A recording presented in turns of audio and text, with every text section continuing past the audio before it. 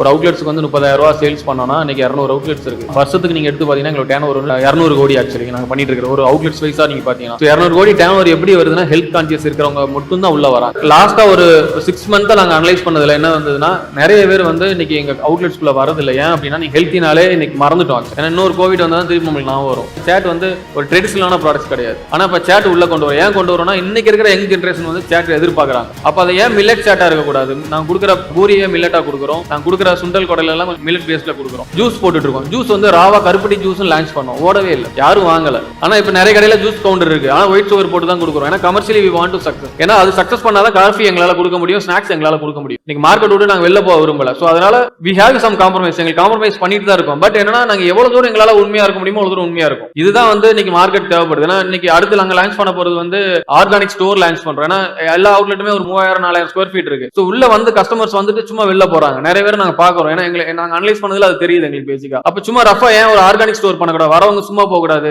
Ladies எல்லாம் வந்து வெறுமனே கையில் எடுத்துட்டு போறாங்க. அரிசி கூட ஆர்கானிக் அரிசி கொடுக்கலாம், ரைஸ் கொடுக்கலாம், பருப்பு கொடுக்கலாம், மசாலா கொடுக்கலாம். இதெல்லாமே இன்னைக்கு லான்ச் பண்றோம். நெக்ஸ்ட் மந்த்ல இருந்து அதுவும் லான்ச் பண்றோம். ஒரு 20 அவுட்லெட்ஸ் சைன் பண்ணி உள்ள வரவங்க வந்து சும்மா வெளில போக கூடாது. ஒரு 160 ப்ராடக்ட்ஸ் உள்ள வைக்கிறோம். 160 ப்ராடக்ட்ஸ் வைக்கும் போது கிட்ஸுக்குன்னு ஒரு ப்ராடக்ட் கொடுக்குறோம். கிட்ஸுக்குன்னு ஒரு ஜோன் கொடுக்குறோம். ஏன் அப்படின்னா குழந்தைங்க சும்மா வெளில போறாங்க. அப்ப அவங்க அதை போகும்போது எடுத்துட்டு போகணும். இது எல்லாமே நான் வந்து செக்மெண்ட்ஸா ஒர்க் பண்ணி தான் சும்மா வைக்கிறோம். இது வந்து ட்ரையல் தான் பண்றோம். இது வந்து ஹிட் ஆகாம ஹிட் ஆகாது எங்களுக்கு தெரியாது. But we can trial. ஏன்னா எங்களுக்கு அவுட்லெட்ஸ் இருக்கு ஆல்ரெடி. எங்க ட்ரையல் பண்ணி பாக்குறோம். ஒர்க் அவுட் ஆச்சுன்னா எல்லா அவுட்லெட்லயும் ஃபிரான்ச்சைசி போடுறோம். இப்படிதான் நாங்க ஒர்க் பண்ணிட்டு இருக்கோம் ஒரு ப்ராடக்ட்ஸும். I am Chandrasekhar from SSN school of management. நானும் ஒரு இன்ஜினியரிங் பேக்ரவுண்ட்ல இருந்து தான் வரேன். இனிஷியலா நீங்க பிரான்ச்சைசின்னு முடிவு பண்ணிட்டீங்கல்ல, எல்லா கடையிலையும் ஈக்குவல் குவாலிட்டி கொடுக்கணும்னா நீங்க அஃப்கோர்ஸ் நீங்க தான் சப்ளை பண்ணணும் எல்லா குட்ஸும்.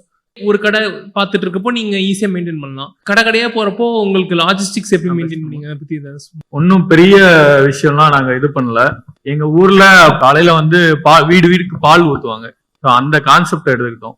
இப்போ லாஜிஸ்டிக்ஸ்னு வரும்போது அதுக்கு என்ன தேவை? வெஹிக்கிள் வந்து எங்களுக்கு அட்டாச்டு வெஹிக்கிள் கிடைச்சது.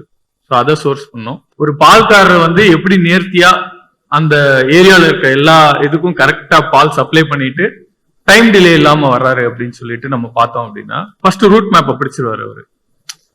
இந்த தெருவுல ஒரு வீட்டுல, அடுத்த தெருவுல ஒரு வீட்டுல அப்படிலாம் பண்ண மாட்டாரு. ஸ்டார்டிங் பாயிண்ட் எண்டிங் பாயிண்ட்னு ஒண்ணு முடிவு பண்ணிடுவாரு. முடிவு பண்ணிட்டு டைம் டிலே இல்லாம ஒவ்வொரு இடத்துலயா டிராப் பண்ணிட்டே போவார். அந்த கான்செப்டை பிடிச்சுதான் நாங்க அந்த டெலிவரிங்கிறத வந்துட்டு ஈஸியா பண்ணிட்டோம். அப்படியே ஃப்ளோல பண்ண வேண்டியதான் பிரதர். என் பேரு ரக்ஷனா, SSN ஸ்கூல் ஆஃப் மேனேஜ்மெண்ட்ல இருந்து வரேன். ஆக்சுவலா நீங்க சொன்னீங்க இது மாதிரி உங்களுக்கு 200 அவுட்லெட்ஸ் இருக்குது அப்படின்ட்டு. அதுவும் அப்ராட்ல குவைத், துபாய் அப்படின்னு சொல்லியிருந்தீங்க.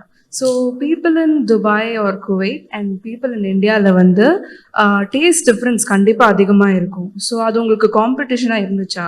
இதுக்கு ஒரு நல்ல எக்ஸாம்பிள் சொல்றேன். குவைத்துல வந்து ஃபர்ஸ்ட் பிரான்ச் போட்டுட்டு ஆக்சுவலா நாங்க இருந்தோம். நானும் மதுசூதனன் சார் இருந்தோம்.